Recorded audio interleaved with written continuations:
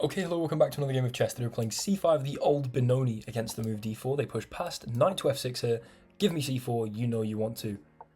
They don't, they play knight c3, allowing me the opportunity, the unbelievably privileged opportunity to play the dumbest opening in chess, in my opinion.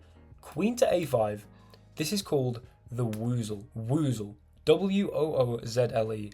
I don't understand who came up with this name. This is established theory. I think there's like 40, 50 master games in the database. And this isn't even such a bad move. It is the prepared mistake here of b5 that constitutes this terrible opening. But basically, the main line of the Woozle, if you can call it such a thing, is e4. We then attack the knight. They attack our knight. We take, they take with tempo on our queen. Queen a4. They take our knight. We take with the g pawn. And then play d6, we don't castle ever, and we play h5, bishop h6. I will show you guys in the analysis if it does not come to pass over the board, but it just looks like it might be happening. Oh, they jump in with the knight. Now that's not the main line of Woozle. This guy's clearly not booked up on the Woozle. What an L, what a walking L from Yokio right here. Okay, this looks like a bad move to me, because where is your knight actually going? You have wandered far in to my position with no roadmap for the way out, I do not believe. Although it is kind of hard, I guess, if you've never seen the Woozle before, which literally no one has, to find e5, takes, queen a4, and then you pick up the knight. Although it's seeable. Many people have played against me. I have had the opportunity to play this quite a few times. I think, though, knight b5. Can I play bishop a6? Where does the knight go? Maybe they play c4. I'm just going to play it. Why not? I think a4 or c4 are both playable moves here. We are not winning the knight by any means, because, funnily enough, if we go en passant here, then not only could they take with the rook... Oh, hold up. En passant, we just hang our queen, boys. Okay. They play a4. Right, you know what? I'm just going to leave this knight here. I have no interest in taking en passant, because I will hang my queen. Can we not take this pawn, actually? Whoa. The knight moved. Why didn't we just take this pawn straight away? Okay, I don't know why I played bishop a6. Maybe it was a good move. I think we just take this. That's the main idea, that we are going b5. The reason I did not immediately jump to that is because no one has ever before fallen for this opening idea of the Woozle, where we dislodge the knight to then take that e-pawn, which was only supported by the knight, and also put some pretty insane pressure on this this bishop here. And I mean, we're going to be able to play d6 here. Probably g6, bishop g7, and kingside castles. I would... Okay, I'm taking that dark square bishop all day, every day, because now this pin is less scary. Here, if you take with pawn, I can take the rook with check, but there's here and bishop takes. But then, maybe a6.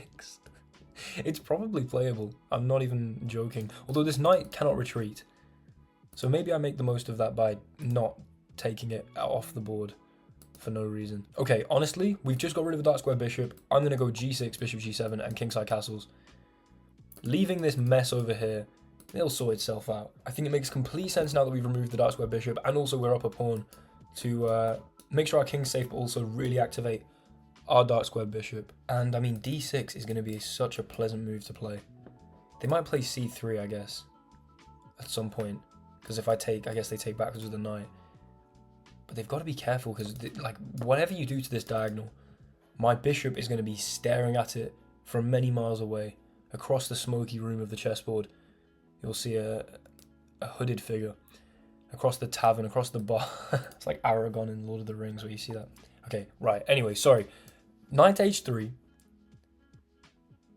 It's got to be this. What the hell is knight to h3? I don't know why I just said that like that was a normal move. I guess they've played f3, so... Why not go here? Oh, because then I take and... Yeah, nice. Okay, fine. So they at least realized that this would be a problem. I think I'm just going to go here. I don't see a reason why not. We hit this pawn. That looks very dangerous for my opponent. So they play rook to... Does this not hang? Hello. Is that not a free pawn now? With a knight that can't retreat, that's then attacked twice and not stabilized by the a pawn anymore. No, it is not. Because check. I'm a moron. Okay. Here, yeah, here check is a problem. So we castle first, maybe? They're going to play like b3. But if they do, this, yeah, okay. Castle's kingside. I dare you to play b3. I dare you. They do not play b3. Oh dear. Yeah, the point is we remove the knight and then play bishop c3 and win the queen. Beautiful stuff. At this point, though, I don't actually know what's going on. I'm just going to take this because there's no... I mean, your king's in the center. There's just no way. Otherwise, if the knight... Ooh, maybe I should have taken this first. But then maybe here with tempo on my rook. I take with the queen. What is going on? What is going on? Okay, still kind of a threat. Like here, there's still this. But maybe I take here. With tempo on the rook. Okay, this requires some serious calculation, but I think their king is really weak. I could also play check. But the thing is, what if they just move the king here? Do I have an immediate follow-up that I actually like the look of? Taking this and going check? Ooh, and if it comes out, then going check and winning the queen. Okay, you know what? I think this makes a lot of sense. No reason not to give check along the e-file. So they move across. Right. This game is so stupid. I kind of want to remove this and then play a6 maybe. I was thinking about some idea. I mean, we'll look in the analysis, but let's say I'd taken this and then we'd seen this and I'd taken here. That would have been very interesting. And then given the check. And then maybe bishop here. I don't know. That could have been more interesting. But oh well, we have to... There is no use dwelling on the past. The thing is, I just want to remove this knight because they are now threatening this. Although are they? Because I'd have like bishop e5 and we'd win the knight maybe. I kind of just want to develop my piece. If I'm being completely honest. You can't go here because I go rook to d8 and win the queen. You know what? Let's just... but then this is going to hang maybe. Takes. Here. a6. You can't take my pawn because knight d7, queen d7, rook d8, easy. So you move the bishop back, let's say to c4 for instance. Then I could take on a4. Right, I'm just going to get rid of this knight. I don't like it. It's making me think too much. Too much of my precious brain power is going into calculating what's going on with that knight. They could take with pawn. I don't think that would be a great idea though. Or they could play this little intermezzo and pin the... Okay, they don't. a6.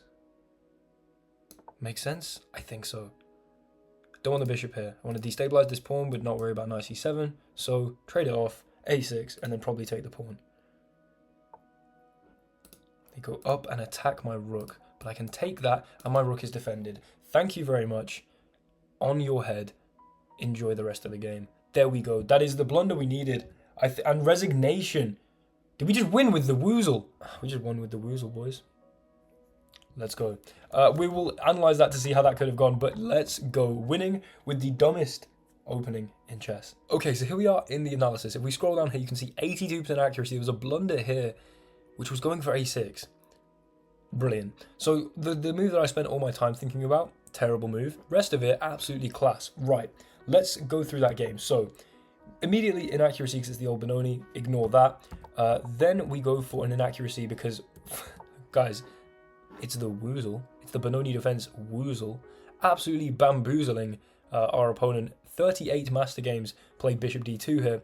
This is actually established theory. Look, queen a5, beautiful stuff. And after bishop d2, you can see that the master games, all of them playing b5. Now, the evaluation here isn't even that bad if you just stick with g6, bishop g7, kingside castles, d6. Play basically a Benko gambit, but without the c-pawn. Like, this is good. This makes sense. b5, however, yet another inaccuracy. So we have now played 3 of our 4 inaccuracies, all in the prep. Okay, so we get rid of those. These are good moves. They're not good moves, they're bad moves. But they're all the Woozle, because this is the move that all the masters are playing here. There we go, 84% of the time, b5. All the masters are still losing, but oh well. e4, b4, and then the only move to maintain the advantage here, e5. Because after takes, queen a4, takes, g takes. I told you this was actually theory. It's just a mess. It's just such a mess. And you're supposed to play something like bishop d3, but if you go, for instance, knight f3, then immediately you lose all your advantage because of check. And after something like this, we can go after this pawn, and there's just no way to hold on to it, which is really interesting. But instead, after we threaten the knight, they jump in. Why did I not play a6? Why did I play bishop a6? Okay, somebody shoot me in the face. That is probably the most immense oversight of all time. What the hell was bishop a6? Justifiably a mistake. I was just way too excited about the whole idea of like this knight moving and I take this. and then like the king's here, and then we played down this diagonal. I'm a moron because I could have just played a6 or taken the pawn straight away, because a6 they go back. Oh, I couldn't have taken this because at least this is pinned to the queen, so I didn't just miss a free knight, but this would have been strong. Or I just take the pawn immediately. Fine. Taking the pawn here, I should have just taken it first. Maybe I prepare a6 in the future, although I doubt this will become a regular part of my repertoire. A4, we take. Yeah, bishop f4. They should not have allowed me to take that bishop, because then once I did, g6 makes a lot of sense. I should have taken here. What? Because you take with this and then a6. So my idea here would have made sense, and then d6, and then this, and probably knight d7 and knight e5. Okay. I have no idea what's going on. Bishop g7 though makes a lot of sense. Rook here, castles here, and it wants knight c6, but also ed6 is a good move. Here, rook e8 check, and also, by the way, if we'd seen this, would we have gone takes and then bishop here? Oh, and they could have gone here. I'm dumb. But if they'd gone here, then we'd have gone like this, of course, and won the queen. And if they'd gone back here, I guess we'd have played a6 here, finally taken this, maybe gone here. What a mess of a game. But we then took, and a6 was a blunder? How? Because it wants rook e6. I don't understand. What if you take this? Oh, okay. Ignore I said that. Could edit that out, but I'm not going to. So then what? Queen g3? Then knight c6? Why? I mean, I guess it makes sense, but what's wrong with a6? Because then bishop c4, and I can't go rook e6 anymore? And the queen can stay there and halt my development. That makes sense a bit, I guess. But then obviously they make the blunder of forgetting that I can take this, and in doing so defend my rook. So now we're completely winning. And I mean, yeah, if they'd taken back here, I could have taken. Oh, because if you take here, we go check here, and then some like the bishop snakes in. The king's just too weak. Here, b3. Look at that. And if you open this up, then you get absolutely slapped in the center. Hold on. Bishop c3, here, here, and checkmate. Probably wouldn't have found that, if I'm being completely honest. But, yeah, would have been very, very interesting. The Woozle claims a victim, although very, very poorly from me, because I should have just taken the pawn or played a6. You know what? For the prep in the future, here, and then we go queen c7, I think. And then they come here, and then we take this. And then what's the move? Bishop c1. What if they go like bishop here? Then we're going d6. Okay, and basically life's good. The Woozle claims another victim, which by I mean its first ever victim. This is the stupidest opening in chess. Don't play it, but if you want to, have fun because it's really fun. Thanks very much for watching. Hopefully you guys enjoyed that. If you want to see me play the Woozle a little bit more, I kind of want to become a Woozle master, honestly. It would just be really funny, and it fits right in with my repertoire of playing the old Benoni against d4. But thanks so much for watching. Like, comment, subscribe if you really enjoyed. Then consider checking out the channel membership offer. Make sure you turn notifications on so you know when I go live, when I post videos, etc. All that stuff really helps the channel, and if you want personal chess coaching by me, click the link in the channel description. There's a Google form. Fill it out, and I will talk to you soon. But thanks so much for watching. See you guys in the next one. Woozle forever. Goodbye.